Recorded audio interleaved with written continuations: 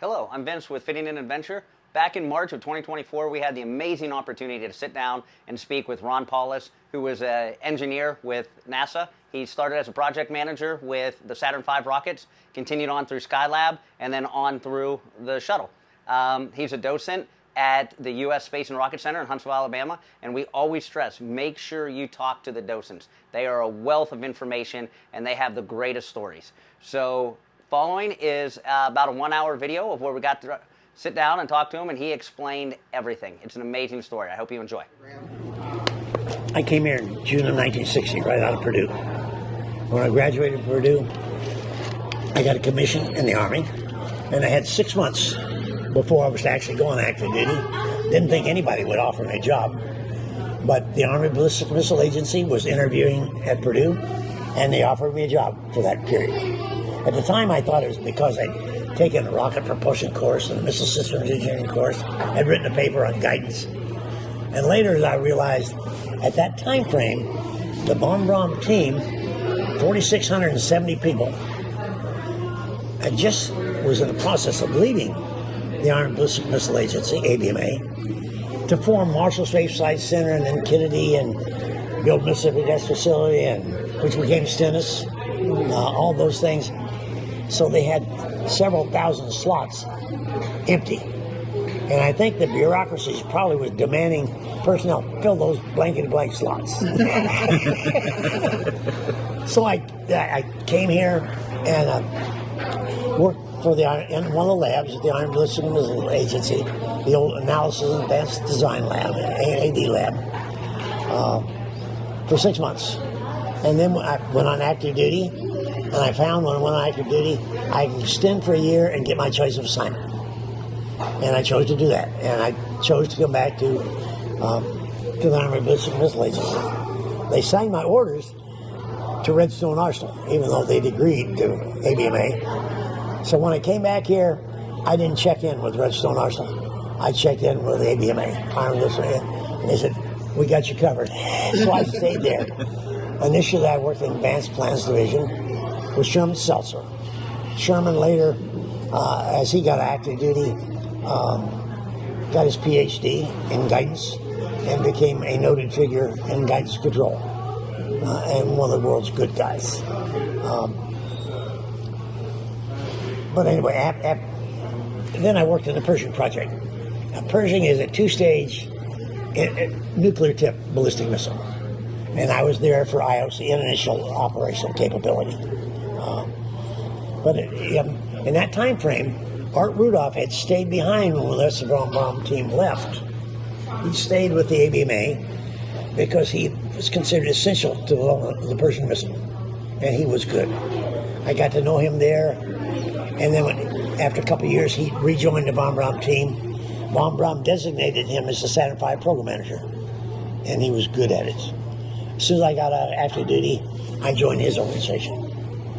And I'll say things about Arthur. Arthur was one of the best program manager I ever saw, by far. When the Germans were putting together the guided missile team, Von Braun, I think, was the first they hired. Captain Dornberger hired him, and I think Art Rudolph was the third guy hired. Later, after we'd bombed their development facility up on the Baltic Sea, they moved manufacturing down to these caves near Nordhausen, which is southwest of Berlin. And he was moved down there as a manufacturing manager. So he learned, and he's also one of the first to build a working liquid rocket engine. He was that good.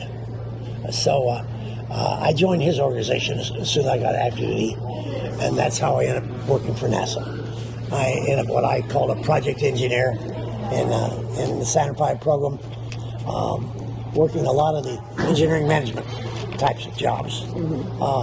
Configuration management, interface management, how we control the interfaces between the contractors and between the centers. And then in the middle of 68, Admiral Middleton, who was Arthur's he was the Apollo project manager at the Kennedy Space Center, asked me to come down there. And NASA was already in the middle of a big promotion freeze, and he got an exception for me, so I moved. Stayed as a project engineer at Apollo through the end of the program, saw all the launches, Then Skylab, I managed the experiments for Kennedy Space Center. And luckily I had some really good individual experiment managers. And so in that time I got my master's as well at nights. And as I'd stayed on active duty, in reserve duty, so in that time frame, we'd been notified and we were going to Nam. So we were training constantly for that as well. But again, luckily that was during a time frame when I was able to cut back the time at the office. Otherwise, we were at the office working 7 days a week without a vacation for years. That was just the way of it. But so many of us were farm kids. We'd grown up, I grew up on a dairy farm. The idea of a day off or a vacation was not something you ever heard of. Interesting time. But for Shuttle, Kennedy sent me back to Marshall Space Flight Center as a technical management interface for the solid rocket booster. But I only worked development programs. As soon as that was over, I ended up leaving Kennedy, going back to work for Marshall briefly, and then the Army asked me to come back to the missile command, and I ended up managing a missile development program for the Army. And then later I left that and had my own consulting business for 10, 11 years. And that kind of wrapped up. And then I traveled for a time, and then I started doing a bunch of volunteer things. And about 8, 9 years ago, I started volunteering here as a docent at the Space and Rocket Center. So that's how I got to meet you guys. And you know, when you're working, no matter how hard you work on a program, you see it from your keyhole. Because I was in the program office here at Marshall and at Kennedy, when I say here, I mean out at Redstone Arsenal, I saw it, a lot of it. But even so, there's so much you did not see. So since I became a docent, I've become a scholar of the program as well. And it's interesting to see so many things and realize, like when I came here, when I was at Marshall and at Kennedy, I always knew, we noticed that those guys from Houston didn't like us. And I told that one time to my friend Bob Stewart, who was a shuttle astronaut. He said, "No, you got that wrong." He said, "They didn't dislike you. They hated you." They still do. It became part of the corporate culture. They still do. And I continued to study, and I realized how that came about. And it's a pity that came about, but it's still there. Yeah. When NASA was formed, the von Braun team stayed with the Army. They had development responsibility for large launch vehicles, and DoD still thought they had a role in space. As late as '57, General Medeiros proposed, I think it was a 12-man base on the moon. So they were very much pushing in that direction. But that left NASA without some really big rocket knowledgeable people. And they appointed a Space Task Group, STG, at Langley. Really brilliant engineers, really capable people. And they had the responsibility to plan the NASA space activities. And over time, they pretty well ran the Mercury and Gemini programs. And they were running the planning for Apollo. And then when and then in late '59, NASA and the Department of Defense and the Eisenhower administration agreed that DoD would not have a role in space, and that the von Braun team would transition and join NASA. And then in the 15th of March of '60, Eisenhower executive order actually established the Marshall Space Flight Center with von Braun as the lead. And over that few months there, I think 4,670 people left ABMA to form Marshall Space Flight Center. And in that was the launch operations people headed by Dr. Davis, another one of the original German team. And of course, we ended up building Mississippi Test Facility, which became Stennis Space Center. And we built Slidell Computer Facility. And then we opened Machine Assembly Facility. All of these organizations, loyalty was to von Braun. All of the Germans you talk to would tell you Brown saved our lives. And if you had enough time, and they would tell you how that came about. And that's a whole story in itself, how they survived that move. But the Apollo program, I've been asked many times, what do you think the most significant thing about the Apollo program? A couple things. One, the new technology we developed has shaped the world. Satellites, worldwide communication, chips, you can go on and on with the computer world, what we did and developed. And a really important thing, we changed the definition of the word impossible. What used to be impossible is now something we don't know how to do yet. You know? And I kind of include that maybe going to Mars with humans. That's very complex yet. And yes, there's a lot of people addressing that, and we will find that solutions to all those things. But it's still difficult when you try to keep humans, a small crew, in a confined space, relatively confined space, in a habitat for a few years. Somehow they've got to get along. But not too well. Or you end up with more humans.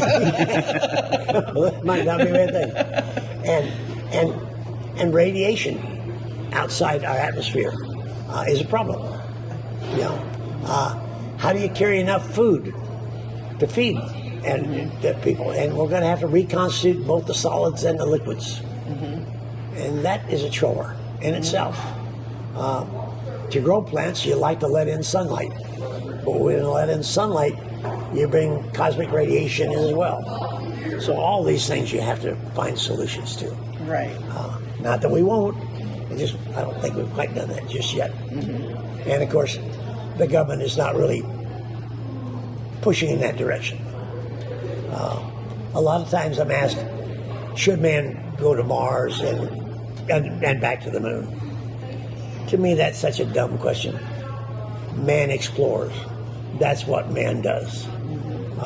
It's not a question, should we? The question is, who's going to lead? And a great nation better lead. And I don't see that national will right now.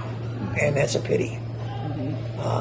During the Apollo program, again, the technology we developed, we manufactured the products here. Since the Cold War, no matter who spends the money developing new technology, the product companies tend to send the new product development and manufacture overseas. Used to, we'd get 12 to 14 to 1 on a research and development investment, according to Samuelson, the eclectic economist at that time. But that was during the Cold War. Now, when you send the manufacturing overseas, you don't get that. And then I think the government's research and development percentage of the national budget, I think between 9 and 12%. Today it's closer to 3%, not counting COVID. Trillions. Oh, yes. We're eating our own lunch, so to speak. Yeah. And again, it takes a mindset to be great. It does, and I think it's that excitement about space too was easier to put money into it, because as the kids were excited, as the astronauts were superstars, everything, it made it easier for the Congress and everything to say we're going to allow more money to be spent, because everybody was so excited. And we haven't seen that excitement since Challenger, probably. But if you think about it, though, after the first flight, the press coverage kind of went away. It came back for Apollo 13 because because of excitement. Yeah. And the guys might die, so they wanted the coverage. Yeah. But once it minimized, and you think about it. Though, with every time there was a Challenger, I was in grade school for most of the shuttle. And every time there was a shuttle launch, they were rolling TV in, and we were watching it. And then Challenger happened, and it just ended. There was no more discussion about space, nothing. And Challenger happened. I was in 6th grade, so Challenger happened then. And that's a shame, because there was still a lot to be discussed about space. Oh yeah, There was still a whole lot. well that was frankly I put into the dumb air category, where the NASA project manager insisted after he heard Thiokol engineers say don't launch, told Thiokol management, I've heard from engineers and they're here for management, and Thiokol management rolled over and signed to launch. He'd had direction from the NASA. I understand, I'll have to caveat that, from his center director, that Marshall Spaceflight Center would not be responsible for a flight delay. When you make that type of directive, you kind of eliminate the real purpose of pre-flight reviews. Yeah. So that was just not a good thing to happen. Yeah.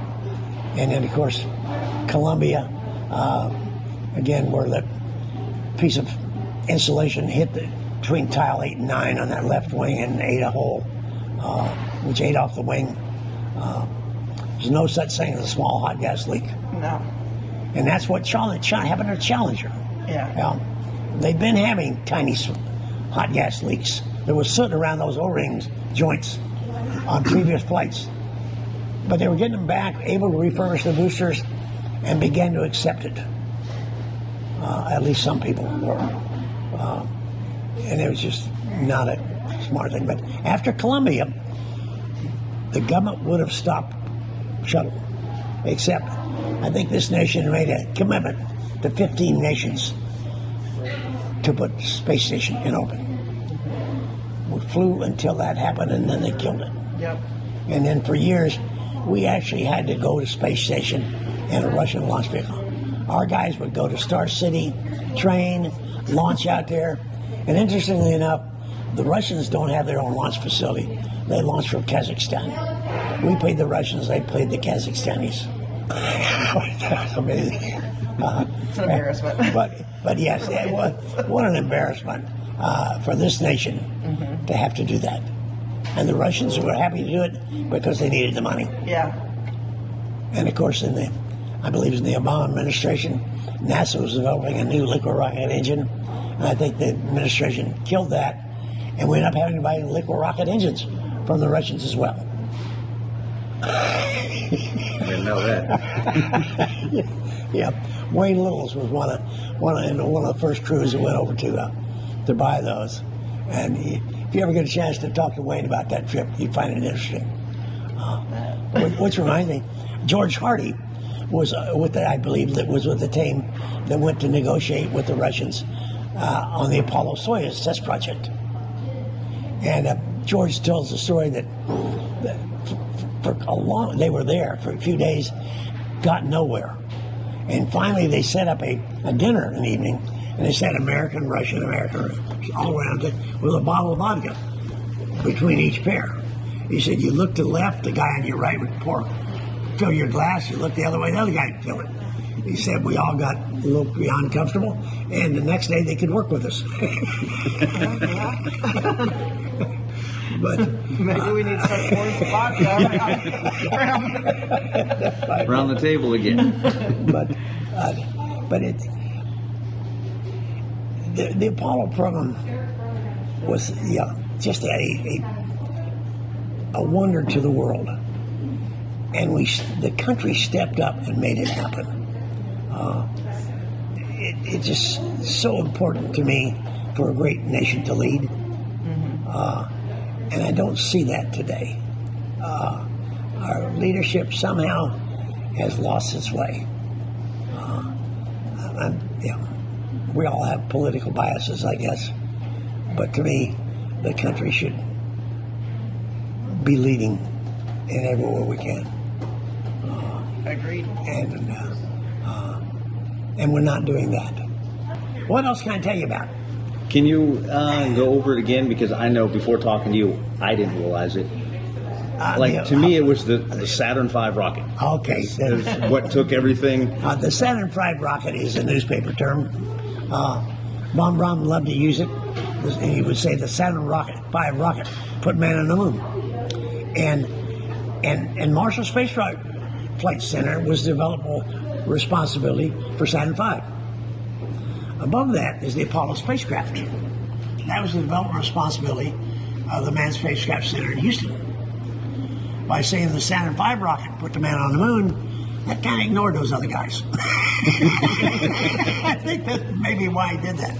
But Saturn V is 3 propulsive stages and the instrument unit. It controls everything through TLI, translunar injection. That's when you're already on the way to the moon, and the astronauts only then get to begin to play a real role. Once you're, when the first stage is cut off, they're about 40 miles up, going 6,000 miles an hour, 6,000 miles an hour, excuse me. And you've already burned about 4,600 pounds, 46,000 pounds. I'll get it right in a second. 4.6 million pounds of propellant. Wow. Okay, that's 2/3 your liftoff weight. The second stage, it's going to burn almost 1 million pounds in the next 6.5 minutes. When it's cut off, you're about, on Apollo 11, every place there, about 100 miles up, 17,000 miles an hour. Explosion cuts it free, rocket separated. It's going to burn up a bit and splash. The first stage splashes about 400 miles off the Cape in 14,000 feet of water. And those are now gone. The third stage ignites and burns just very briefly, about 2 minutes, 15 seconds, and puts everything into orbit. And Apollo 11, that was a 60-mile orbit. Excuse me, that's a 100-mile orbit, and they're going about 17,300 miles an hour or so, and that's a 90-minute orbit. And you have 3 orbits to decide to abort or proceed. And the reason you limit yourself to 3, so that if you have to abort, the guys can come down where we have splash, where we have recovery ships. Of course, we never had to do that. Now I mentioned above the third stage in the instrument unit is the Apollo spacecraft. Inside an outer structure is your lunar module, the lander and the ascent stage. Above that is a service module, which has its own propulsion system. In that service module is the fuel and oxidizer, the engine for that, which is kerosene and nitrogen tetroxide, and also the fuel cells with the liquid hydrogen and liquid oxygen produce electricity and water for aspiration cooling of our electronics, and the water for drinking, which incidentally is really hydrogen infused. It's a great source of flatulence for the whole trip. and they're in about a 5 psi environment, so little internal gas goes a long way, don't you know? But it was one of those oxygen tanks that blew up on Apollo 13. Yeah, there was a valve left in there, a safety switch left in that tank, which had been designed at the 22 volt level. When everything else was changed to a much higher voltage, that stayed the same.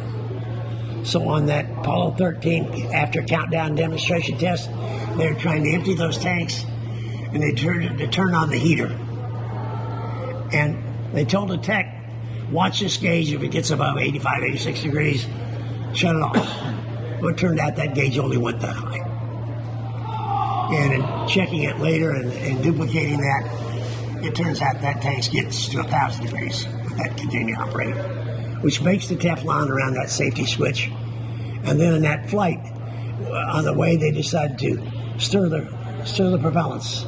They turned on the heater, and that switch shorted, caught that Teflon afire, went up, more Teflon on top of that, blew the top of the tank. Mm-hmm. That's what happened.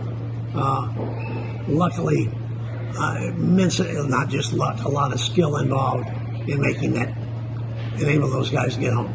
Yeah. And plus, I understand, but I was not involved in that the Grumman guys had included some extra capability that they hadn't told anybody about, and that contributed to them getting back as well. Oh, wow. I've read that, but again, I was not involved in that. But marvelous amount of effort to enable those guys to get back. But anyway, as soon as you go TLI, and during second stage, on the top of that command module, there's that 4 rockets up there, launch escape system. That's on there. If you have a fire or explosion on the pad during the first stage burn, those rockets will pull just the command module out of the water. Okay, So during the second stage burn, you get rid of that and the protective cover that has to be on the command module. In the event you have to fire those. Otherwise, you burn up the astronauts anyway. So that's gone, and you finally see the top of the command module, and then the docking adapter sticking out the top. Okay? Crucial. Now, as soon as you go TLI, the auxiliary propulsion system on the third stage positions this whole thing to where pretty soon the sunshine is going to be hitting the top of the lunar module. As soon as that happens, this outer structure that's encloses first fastened the command service module to the third stage instrument unit and encloses the lunar module is blown apart. And now there's nothing connecting the command and service module to anything. And the command module pilot is able to use his thrust vector control system. Let's see, the docking adapter's out here. He pulls it out, turns around, and the docking adapter sticking out the top docks in the top of a female docking adapter on top of the ascent stage of the lunar module. He docks it, latch checks it, if it's okay, flips a switch, and ordnance cuts that lunar module free from the third stage and instrument unit, and he extracts that from the lunar module. Or excuse me, from the third stage instrument unit. And now you've got two things going to the moon. Right. You don't want the third stage unit to become debris, so through Apollo 12, we use the auxiliary propulsion systems and the venting system on the tank in a propulsive way to go behind the trailing edge of the moon and let moon's gravity assist us through less than a giant elliptical orbit around the sun. Worked fine, get rid of them, except 40 years later, Apollo 12 came back again. And went back again, and it's going to do that every 40, 45 years for thousands of years. Now, 13 through 17, we deliberately used that same propulsion system to crash those into the moon. And from that data, the planetary scientists were first, Apollo 12 through 17 astronauts had set up the Apollo Lunar Science Experiments packages, which all included seismometers, powered by a SNAP 24 little thermonuclear generator. And from that seismic data coming back, we were finally able to calculate the structure of the moon. Has a solid core, a ring of molten, and a hard outer shell, has 7 major mass concentrations, mass cons, which give it a very irregular gravitational field. So anything orbiting does not have a nice round path. And that can create problems in the navigation. And pretty soon Armstrong is coming down way off course, if you remember. So anyway, they take off to the moon, TLI, and they're now back to the payload now. Recognize the command module and the ascent portion of the lunar module are together. The descent propulsion engine is out one end, and the service module engine the other way. And they're going to use the service module engine to do mid-course corrections. And when we get to the backside of the moon, turn the whole thing to that service module engine facing forward, fires more than once, slow them down. In Apollo 11, they slowed them down to a 60-mile orbit around the moon. That's low and slow. Takes an hour and 58 minutes. And they're going to spend about a day in orbit. Now, they're going to the moon.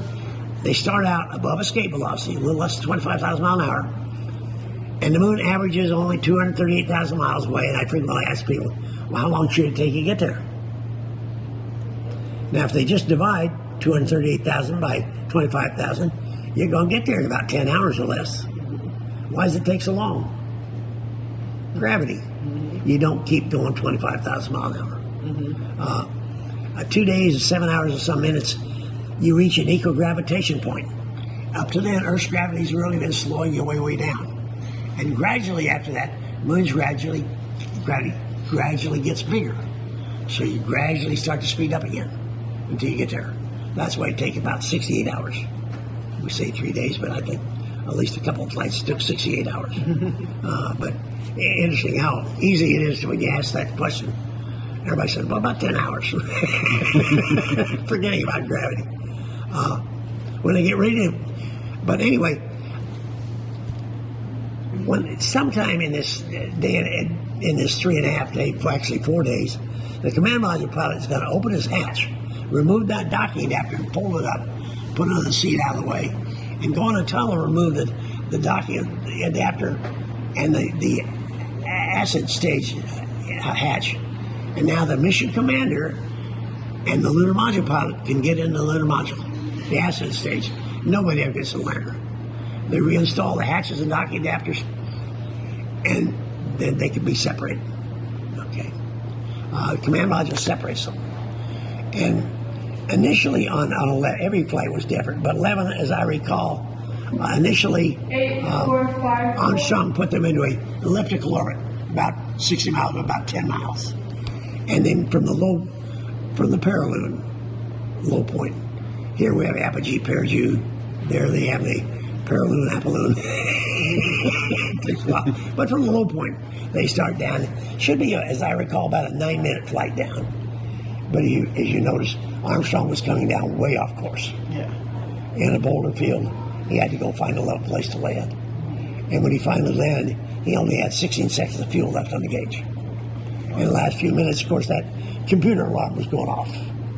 And of course, he doesn't get an immediate response. The signal's got to get back to the Earth. It gets to mission control. The guys in the front room look to the guys in the back room. They say, Let's say that's a computer alarm. Oh, yes, we ran into that during simulations. When our computer's overloaded, it stops doing lower priority tasks and sends an alarm. That's what that is. Go. Front room said, are you sure? Yes, I'm sure. He tells Chris Kraft, go. Are you sure? Yes, I'm sure. He tells Capsule Communication, who finally tells Armstrong. Twice this happens. In the meantime, he's running out of fuel. Again, why we use test pilots. But anyway, they land, and you think, relax, right? The early scientists have told us when you land on the moon, it's bombarded with cosmic dust for billions of years. You're going to sink out of sight. So he sent up 7 surveyors. Everywhere they landed, the soil was compactable. In fact, it turns out it's very compactable. But you couldn't check everywhere. And we certainly hadn't checked at the Sea of Tranquility. So when they land, there's built-in aborts, 1 minute, 2 minutes. If that thing begins to shift, they can fire the ascent in and go catch up with the command module and abort and come home. And there's also another abort built in. But they get past that. And they also get past, they had a built-in sleep mode. If you imagine, they've been traveling 4 days to get there to finally ready to land.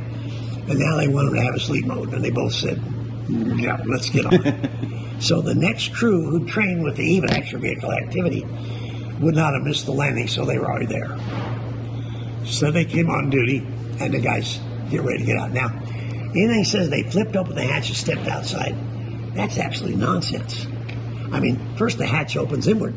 It's held shut by the internal gas pressure, which means they have to vent that. And before they vent that, the guys got to put on their suits and their portable life support system. They get that done, they vent that, and the hatch still won't open. Armstrong actually reaches down, gets at the corner of the hatch, and peels it open.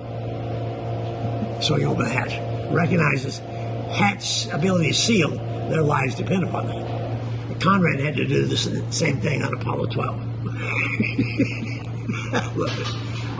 But anyway, they get the hatch open, and now with regard to stepping out, his suit and backpack is almost as big as the opening.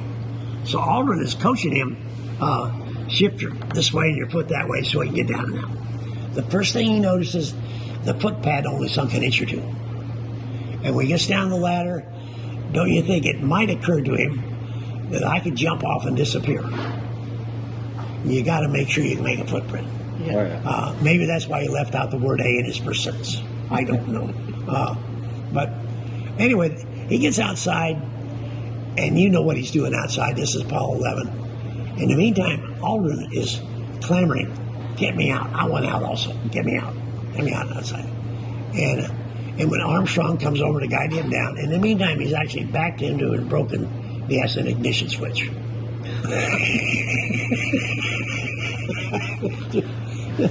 Things that happen.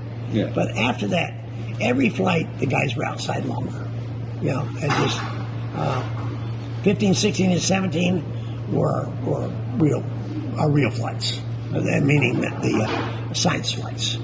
We had a lunar roving vehicle on the outside of the lander. Added a scientific instrumentation module inside the service module. And those, we ended up planning, I think, 3 7-hour EVAs in each of those. On 15, I think the first EVA was actually Scott opening the upper hatch on the lunar module and just surveying around him for a long time. Of course, those EVAs required replenishment of the backpack 3 times, and you had to dump the gases out of the lunar module 3 times, which then drove up the payload a lot. And the same is true on the adding the scientific instrumentation module and the lunar module, which drives the stages up the wall because they have to lose weight, and the engines had to increase performance. So there's constantly those things happening. Again, the people working the stages and engines blaming the people managing the payload and their contractor, and the guys on the spacecraft wondering why those darn launch people can't get more payload capability. But of course, Apollo 17, the last flight, that was Gene Cernan, another of the Purdue alumni. First and last. His last words before he got back in on was, he believed that America's challenge today will shape man's destiny for the future. And I believe we are seeing that, have seen that, and it's going to do a lot more as soon as we continue with what we should be doing already. Yes. Well, what else can I tell you? Let's talk about your boss and Art Rudolph? yes, and just the Germans in general here. Okay. And Let me. The German team in the 1920s, there was a German Interplanetary Rocket Society, building and launching rockets from a suburb of Berlin. That Red Jules Verne. And it's in that time frame, I think it was, and my memory is 1919, Goddard in this country wrote a paper.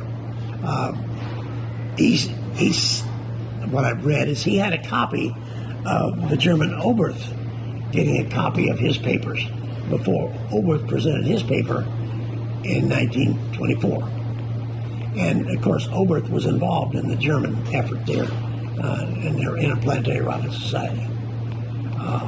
In 1930, there was a movie being built, Fraulein in the Moon, and Oberth was was the technical advisor. He wanted to use their money to build a large rocket, and von Braun, still a teenager, was his technical assistant.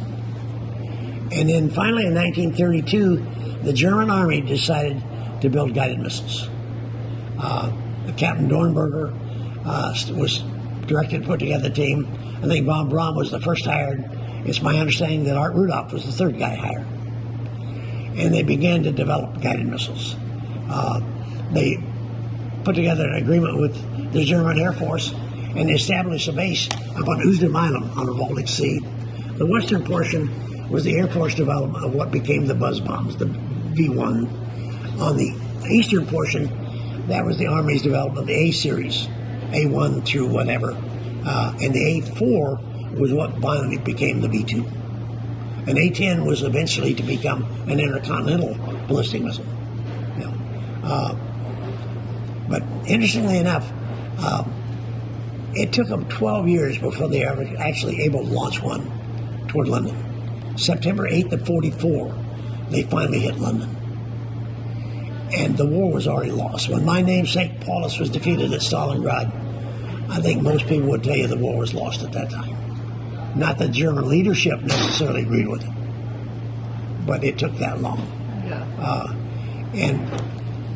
But in January of 45, the Russians began to raid tank raids mainly initially to the west, and the Germans were sending everybody to the Eastern Front to try to slow this down, which left them with shortage of a lot of labor.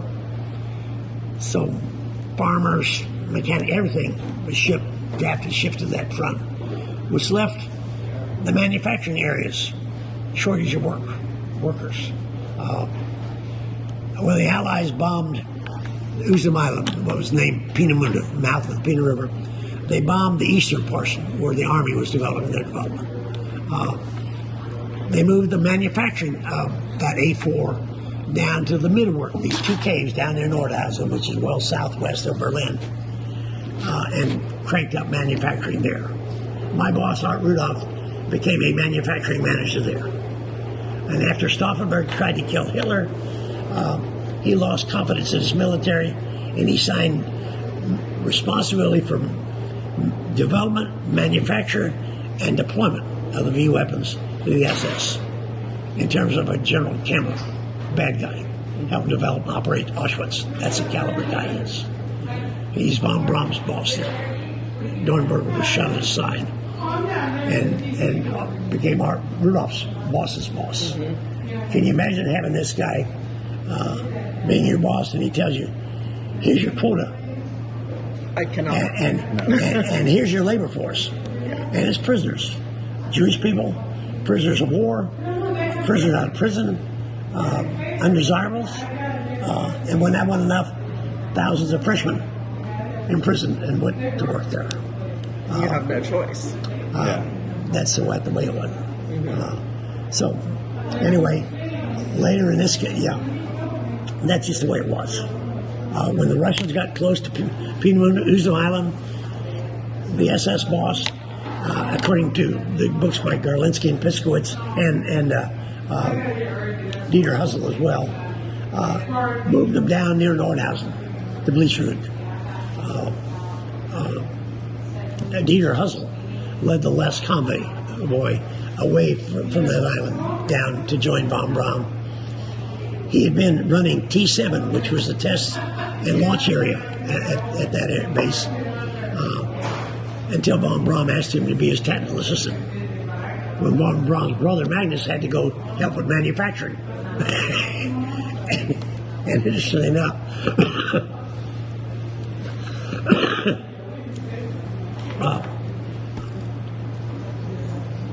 people shifted. Dr. Kurt Diebus became the leader of T7. And that's the same Kurt Diebus, who later ended up being the Kennedy Space Center director. And when Hussel led the last convoy away from the base up there on Usam Island, Peenemünde, Diebus and his crew were told they had to stay behind. And when the Russians got closer, he took his crew over near the American lines and hunkered down and waited to surrender. The rest went down near Bleachroot, near Nordhausen, and rejoined von Braun. And then when the American Army, they thought, got close to that, their SS boss, Kammler, moved at least 600 of them down toward the Bavarian Alps. And he disappeared. Several stories about where he was killed, how he was killed. Never a body. Never. That's the way of it. And Dieter Hussel was assigned the responsibility to take the engineering and test documentation and hide it. And he had 2 trucks, 3 trailers, and I think Tessman, I believe, went with him, Bernard Tessman, and 2 young guys. And they went and found a cave with a cave master, found a high dry spot, put it in and blew the ceiling down, and then headed down back to Bleachroot. Von Braun and team were already gone. Tessman took off. And there's an interesting story about that, and you find that in Dieter Hussel's book. He told the 2 young guys, I'm no longer your boss, we're in this together. I'd like to go back to Berlin and get my girlfriend before the Russians get there. And he was able to do that. Now recognize, you can't just drive down the highway. The American Jabos bombing and strafing, but he was able to go do that and rejoin von Braun down the Bavarian Alps. 2 days after Hitler killed himself, of course, Magnus went through the lines on that bicycle, got a pass, and that afternoon, 7 of them came through the lines. Dornberger, who was now a 2-star general, he had his aide, was a lieutenant colonel, as I recall. Dieter Hussel. Hey there, I hope you're enjoying the video so far, and I apologize for the interruption. Unfortunately, when we were talking with Ron, the battery died on the camera, so we had to switch it out, and during that, we lost just a little bit of his conversation.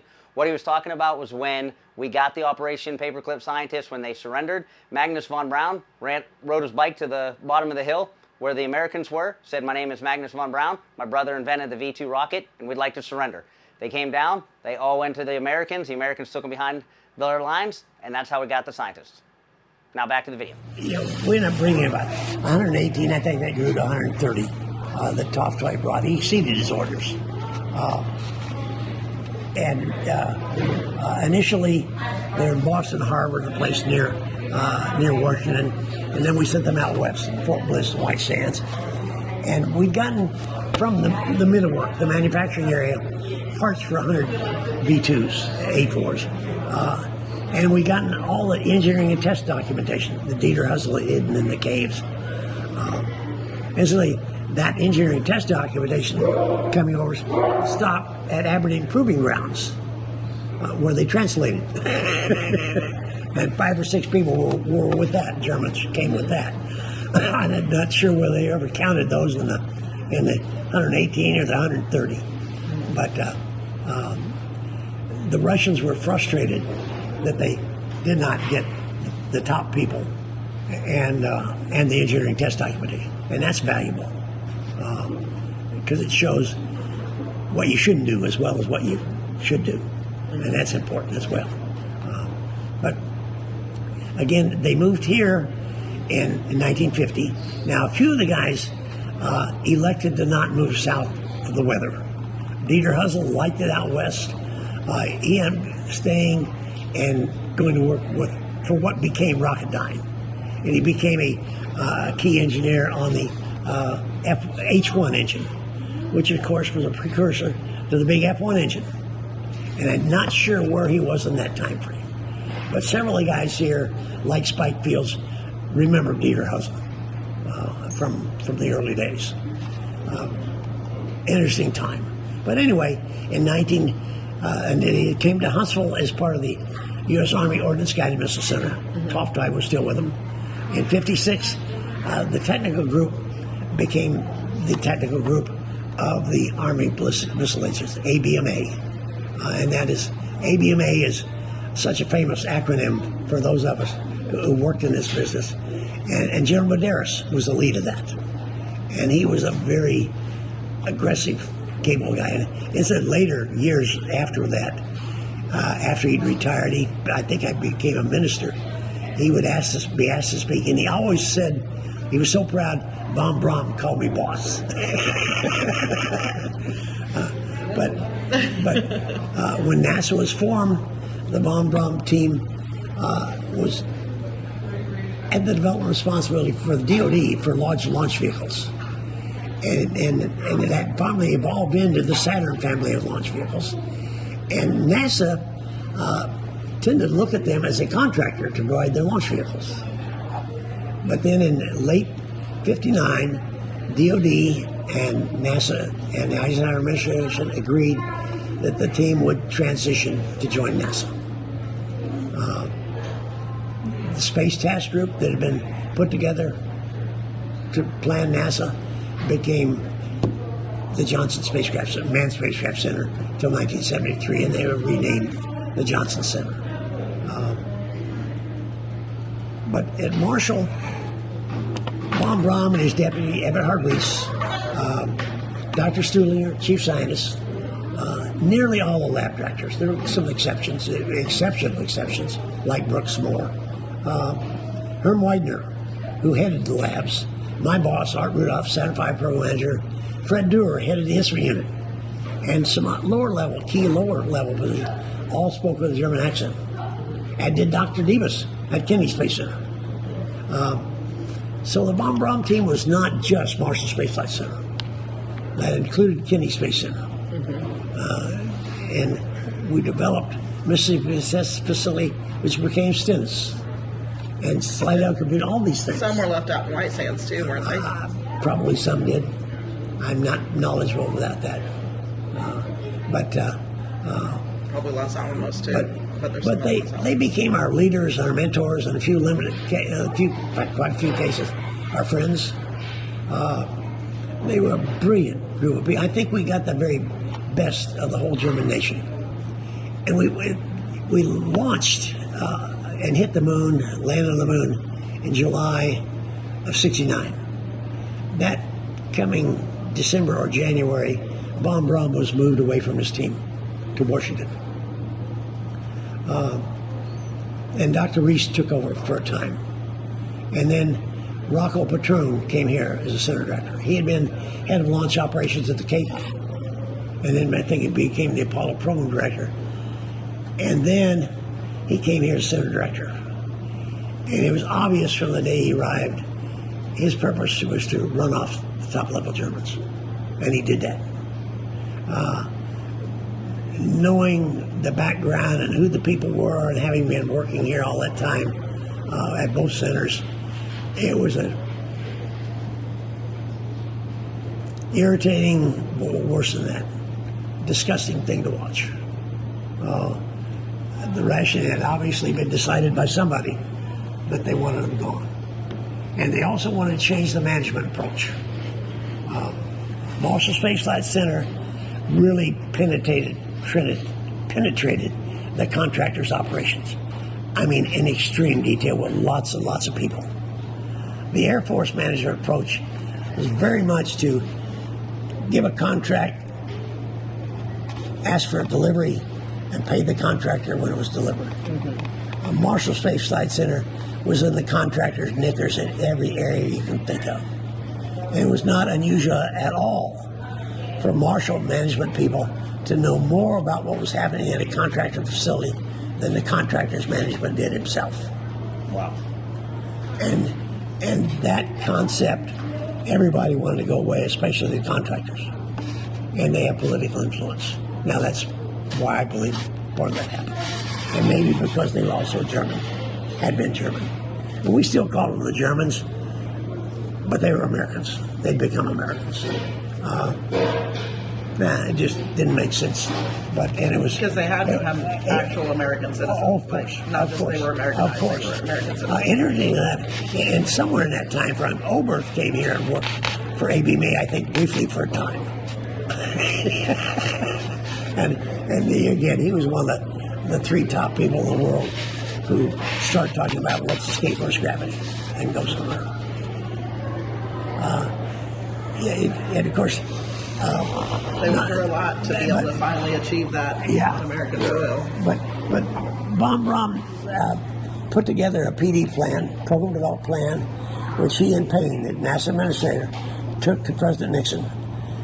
And Nixon did not buy it and told him he didn't want years from now people asking why do they do this? And he wanted all copies destroyed. Frank Williams was up there. I understand Frank has a copy, and I've not been able to reach Frank. But when that happened, Payne and Von Braun both left NASA. Von Braun went to work for Fairchild, I believe it was. Helped implement some TV coverage for students in India, for example. But unfortunately, he died in 1977 of cancer. He'd become the lead of the technical lead of the German guided missile effort in 1932. He was only 20 years old, already a recognized genius. At 77, he died. He was only 65 years old, and what a loss. And then not too long after that, OSI decided to go after the top Germans. And I think all of them, but Art Rudolph, wouldn't talk to him, said, talk to my attorney. Arthur knew we knew what he'd done. I asked him late one night, how do you get quality work out of slave labor? And he said the SS with quality control. It wasn't unusual to come in the plant in the morning, someone be hanging from the overhead crane. But sabotaging war hardware in the middle of a war, penalty's death. And that's a hard thing to think about, but that's the way it was. and it was a wartime. But anyway, they forced Arthur to give up his citizenship and go back to Germany. Germany investigated, said there was no basis for prosecution, and returned his citizenship. I think when we tried to get him to come back to this country and fight it, they wouldn't let him back to the country to do that. But I still believe that Arthur Rudolph was the best program manager I ever saw by far. And I really believe without Arthur, we would not have made it in that decade. His contributions, and then to have his citizenship revoked and basically be a man without a country. Well, no, they gave him his citizen back. For a little bit. But for a little bit in between, wasn't he a man without a country? I don't know enough about it to comment. I just leave it at that. I don't know. But something that should not have happened. It was without honor. Interesting time, that. What else can I tell you? What was, let's see, what's the best way to put this? What do you consider your proudest moment of everything that you did, all the programs you've worked on? What is one thing that you look back and would say, that is my proudest accomplishment during my career? It's a hard question, right? Especially with as much as you did and accomplished. I was honored by being asked to France to represent this country and speak when we celebrated the 50th anniversary of lunar landing. For a working engineering manager, that was quite an honor. But interesting that time, you're working so hard, you don't stop and think about that sort of thing. Mm-hmm. At least I didn't. Maybe some guys did. But that was an honor. I don't know how to answer that. No, I think that's great. Like I said, especially with as much as you've accomplished, as much as you did, it would be hard to narrow it down to one thing. But being picked to represent America on the 50th anniversary, I think it's pretty pretty noteworthy. It was impressive to get to do that. Mm-hmm. And the French could not have been more gracious. Just extremely so. All right, I need to get back to work. All right. Okay. Well, thank you so much for your time, both yesterday and today. Yeah.